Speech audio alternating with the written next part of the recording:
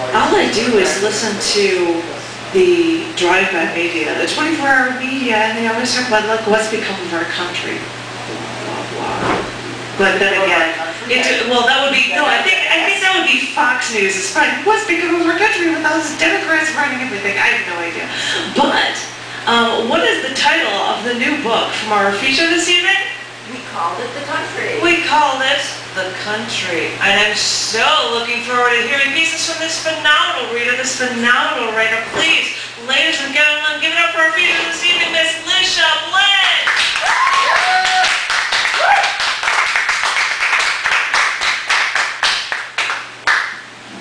Thank you, Janet. Thanks, everybody, for being here. Show that beautiful cover for everyone. Yes, this is we called it The Country, and the last piece in this book is about a house that we owned in the country in Wisconsin for 27 years. And it's a long, sentimental, funny, kind of, family history, all the fun stuff, all the horrible stuff. It's too long to read tonight. And there's a little blurb on the back by one Charlie Newman. Thank you, Charlie. Okay, so starting with a poem called Closet Map. The occupants in that two-story house included parents in one bedroom, a younger sister and I in another, and at one time 2 brothers home from the war in a third. When an older sister and her husband slept there, I was humiliated trying to peek through the keyhole. The bedrooms were small, closets minute. We didn't collect clothes then, no multiple skirts, no stacks of sweaters. There was just what we needed for school and play and church. Mom and her sister sewed much of that. Definitely unneeded was the black lacy dancing affair, financed with babysitting funds. Anyone resembling a partner danced only in my dreams. Mother Teresa had the clothes on her back, one set in the laundry, one in the closet. So did the nuns who taught us. I continue as their student now, having come full circle from the bare bones of that first tiny closet to the long parade of designer designs I couldn't dress without, to the give me this day my daily jeans and tees, otherwise known as freedom.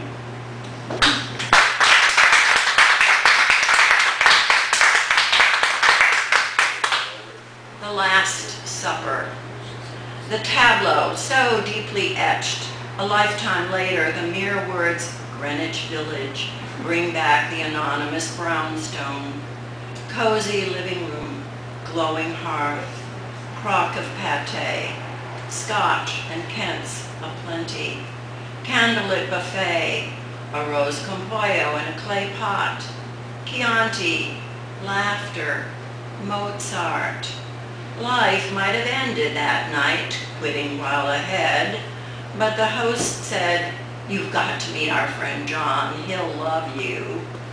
John, phoned in Riverdale, arrived, and I loved his green MG, and dinner the next night at his high-ceilinged club, and the filet he fixed the night after that might have been the beginning of ever after, had there been more dining than whining, had he not smashed the MG and ever called again.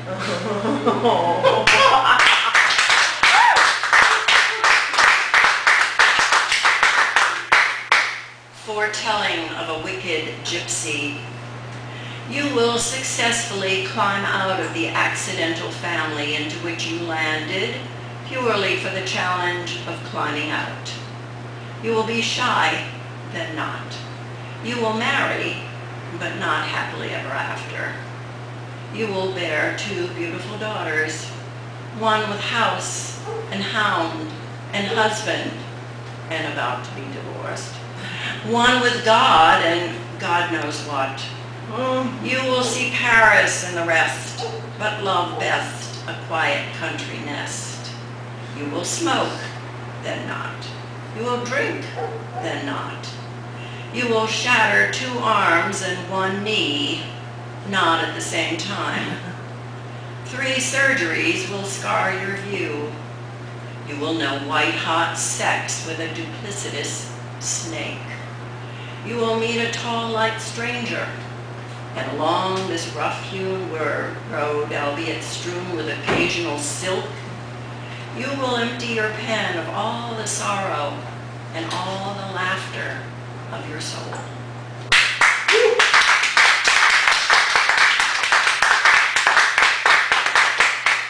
If you're reading along, Charlie, this is on page 39. Killing a cockroach and feeling plenty good about it. The morning after Marty died, I awoke to hear his romantic voice, "I concentrate on you." It was one of his favorite ballads. He was singing me into strength. That first morning of my new life, perched on the edge of the tub, long antennae waving, a large shiny cockroach was all but trumpeting, "This is a test." In the 15 years we had lived there, I had never seen one before. I considered shrieking for my brother-in-law, then grabbed a shoe. If this chapter was about survival, I was ready.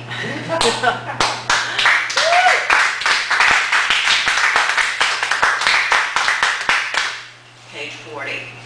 While you were out, the 2010 update to my late husband. The strange as fiction continues since you left us 16 years ago. 9/11 trumped Pearl Harbor, and we were ambushed into another war. Everything's zipping, zapping, and morphing. There are electronic cigarettes and a pain named Palin. Newspapers are on life support. We need a faster word than fast. Virtually everyone's cyber hyper. Twittering rhymes with frittering. Blogging rhymes with vlogging. Texting while driving, YouTubing, emailing, Facebooking, iPhoning, iPadding, it's official. Unable to live unconnected, we are reaching out and touching everyone every second. I, ever the Luddite, am hiding under the covers of Dickens and Dickinson, yet reading on a Kindle. You'd have to be here. As for leading, remember they said we'd never elect a Catholic and forget about a Jew or a black in the White House? Hold the Jew for the moment, but Obama, uber smart, but it's the economy, and poetry friendly. Wall Street had the mother and father of a meltdown. No need to work at Marshall Field. Not that there is a Marshall Field, but everyone is sobered up and spending down. You too would be pulling in your Brooks Brothers belts. It won't be give us this day our daily mayor anymore. Governors all over the map have self-destructed, including another of our own appalling pariahs. A man named Madoff made off with Mucho and traded his penthouse for the pen.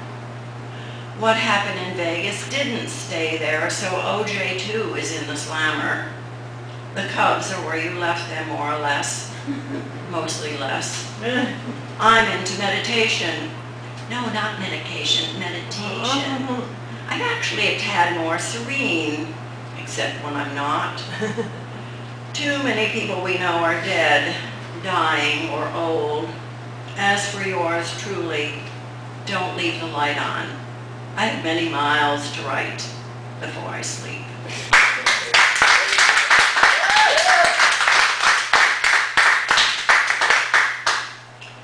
You again. I saw you last night pretending not to see me, pretending not to see you. You looking older. My heart mended from the blender you put it through. Fancy you passing for just another art lover at just another opening in your who me navy suit and striped shirt. There was no mistaking that trademark way you cup your hand to make a point. But you, the gold band, monogamous? No. You've merely upped the ante. Conning the missus must take ever more cunning for ever more illicit thrills. It was only a matter of when and where you'd turn up, this being a big, small town. I had been looking for you every day in the obituaries. Remember how we read them for the secrets of success?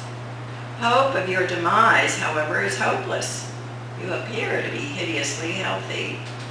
And as only the good die young, you've decades to lie before you sleep. Not that you are entirely without value. Seeing you has produced this poem. I won't be thanking you, though. Not after you kept me up all night. Oh.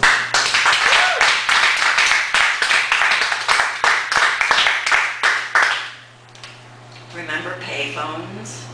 Yeah. Metal cabinets, slots for coins, heavy black receivers, steel cords.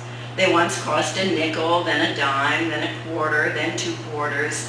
If you were long-winded, a non-negotiable voice demanded another dime to continue. They're disappearing, these artifacts, headed to the landfill or wherever your old Walkman, VCR, and Polaroid have gone to their rest.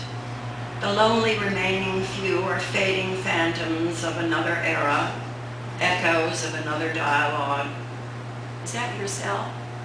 Tomorrow, you won't remember cell phones. Oh.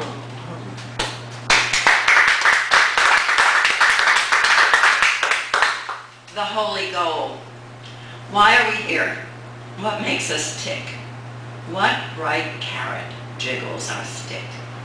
Climbing Kilimanjaro and curing cancer, is that the answer? Losing 10 pounds and finding true love? Winning the lottery? Putting for par? Outwriting Bello for a Novello? Nixing war and fixing peace? Nah, we just wanted to be on Oprah.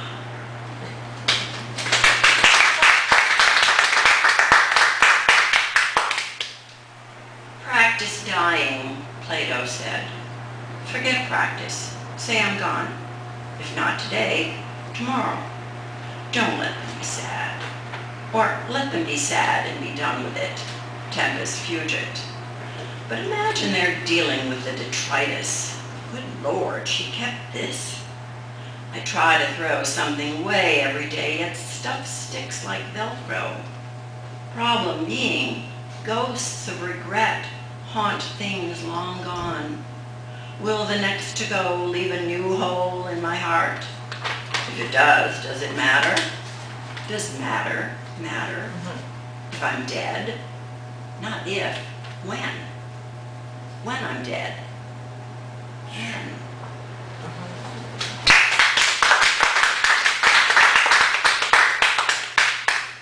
BC, before cell phoning, before computing, before communicating, ran amok and hooked us online and sunk us in a ceaseless, peaceless parade of palaver, there was stillness. The Times told of a man who spent Sundays speaking not a thing to not a soul. A variation presented itself like a present to me. To salvage the remaining shred of peace and quiet, not that it's been peace or quiet since about 4th grade, still, I have vowed to keep my Sundays Mac-free.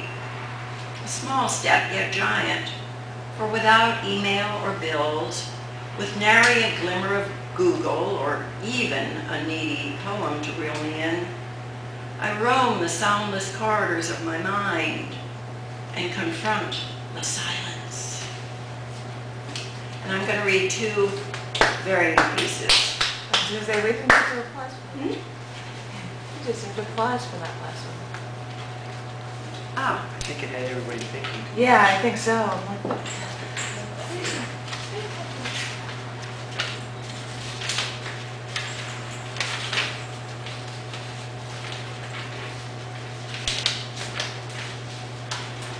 Hampers at Harrods. There is a department on the ground floor of that emporium. Hampers reads the sign above a display of various styles of varying degrees of luxury. Possibly it is the very lack of a hamper that has hampered my life. A lovely tawny basket fitted with flatware and goblets, napkins and plates, a periwinkle cloth to spread in the shade of a grand tree in a sunny meadow of a summer afternoon, the hamper filled with a fine roasted fowl, crusty loaf, Irish cheddar, a few pears, and there to share it, someone I've been longing to see again, or my own girls again. Yes, my girls again, 6 and 10 again, but not in a sunny meadow. It would be a sun setting 7 o'clock on those big rocks at the harbor. There would be sailboats. We would be laughing, and I could rerun the movie, make fewer mistakes this time. And that very day, someone went and uninvented war. How would that be? Oh.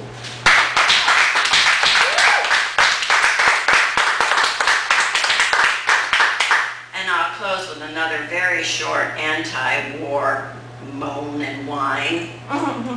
Let's be Switzerland. Let's have the wealthy send us their money and we'll hide it for them. Let's make lace and watches and chocolate. I bet we could get the hang of cheese with holes in it.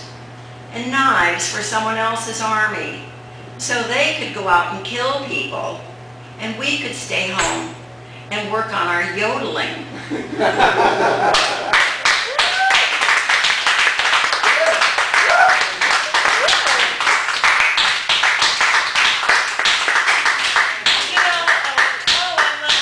I don't think that was enough applause, ladies and gentlemen. You know, one more time,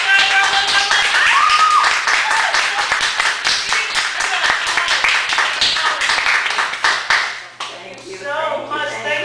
And added bonus, this woman who gets to have a podcast of her performance. If you go to chaoticarts.org/dogcafe, you can sign up for our podcast and just get that every week if you darn well please. And we'll also have a YouTube clip of this performance. I've heard a lot of people say, you know, I've had friends or people from the other side of the country that couldn't make it for the show. It's really nice that they'd be able to get it off the internet. So, even though there'll be a day or two with a little bit of a lag behind because I've got a feature tomorrow and there's a ton of stuff going on, so, but it will be up and I'm so thrilled that I'm going to have Lucia Blinn show up there. So thank you very much. Yeah.